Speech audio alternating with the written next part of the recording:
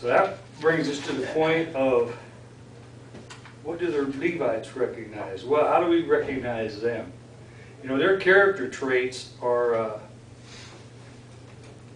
pretty awesome, really, because you can see Rabbi's a Levite, Mom and Dad, but you can see what the traits of a rabbi in this teaching.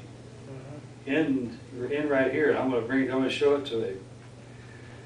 It says, but even the Cohens could not touch a dead person, but they had to have some medical and some scientific knowledge to recognize the diseases that were brought before them in order for them to say this person's clean or unclean. Yeah. Okay. Yeah. But I want to go back. I want to back up a little bit. But it says under the heading of Levi, we have 3 categories. This blew my mind because of how they broke it down. Of course, we just mentioned 2. We mentioned the Cohen, and we mentioned the Levites. There's a 3rd group, and that's the people they brought out with them. You just aren't going to throw them out of God's not going to throw them out of the tribe because he brought them in. He said you have to bring them in. You know, I mean, his word was pretty clear. So they call them the sons of Moses and the Rebekhites. And that comes from over there. That's what they recognize them as, the sons of Moses and the Rebekhites. They don't recognize them as Levites because they're strangers inside the tribe, as they call it. But some of the things that they can and cannot do. Cohens cannot marry a divorced woman or a woman convert. And that, of course, that backs them up to the Rebekhites. You can't marry one of these women. You have to marry a Hebrew inside. Huh? It has to be a Levite. Yeah. Yeah. Levites have to marry Levites. Yeah. And even that, some of them don't agree with that. Some, I don't know why, but they don't. Because somebody looks good that's in the tribe. Yeah. But, you know, Yes, they won't think. but like Elijah, you know, and this is one that got me, really made me think, is Elijah was recognized as a Cohen. He represented like a high priest because he was a prophet. You know, he was, but yet he came from the territory of Gad. So he was actually from the tribe of Gad? It didn't say. It said from the territory of Gad. So he might have been. So he might have been Levi, and that's why I said, you know, that's why Levitical priesthood is not just in Jerusalem. Oh, yes. You know, they're They outside. represent all cities. They represent all the cities. Well, the Levites were spread out among all the tribes because they Well, had the yeah, Levites right. and all to do the priestly the stuff. Yeah. Each tribe had Levites. Okay, now the Levitical, now the Cohens, I'll just tell you about that. A lot of them had a special character of spiritual depth.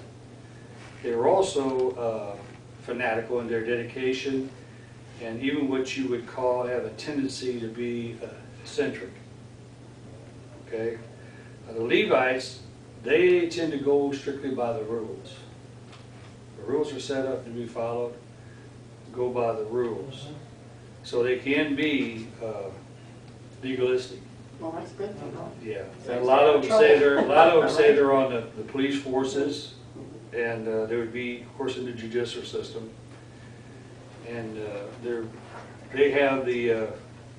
bureaucrats. Of course, you probably see a lot of them in Knesset, I would imagine, and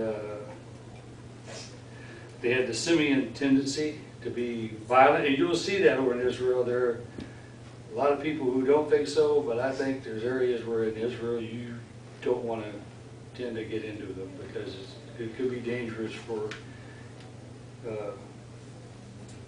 us, and that's nothing against the Jewish people. That's just some of the people over there, a small group of people over there anyway. And Levites are often educators. They may tend to worry, and they are, but they would serve as temple gatekeepers. They would serve as the guards. They would be singers in the choir, and they would play instruments, musical instruments. That's where Rabbi comes from. And they would be musically talented, and they would share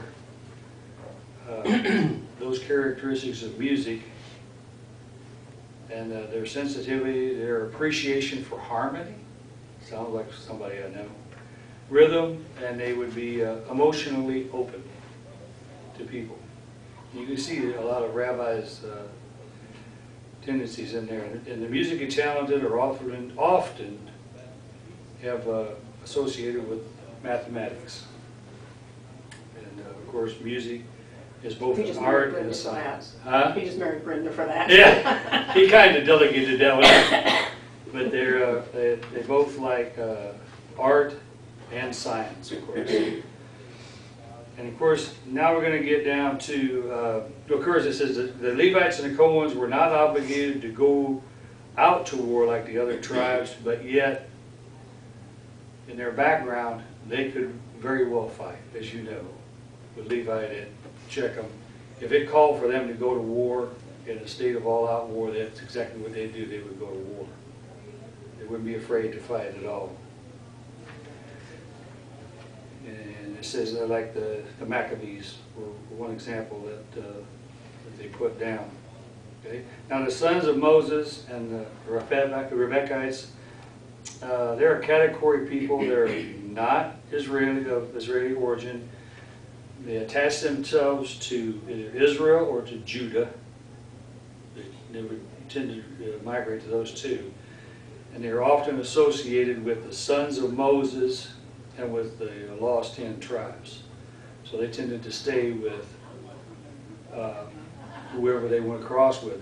They were loyal to the tribes that they went across the Exodus with.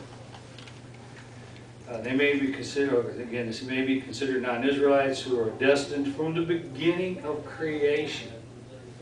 And that struck me because this is an Israeli Jew that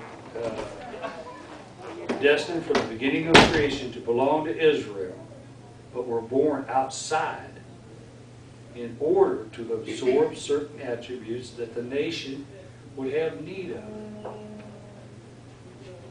And that attribute to me is us bringing our knowledge of what's in our heart, what God has brought us to as a Messianic movement, and Yeshua.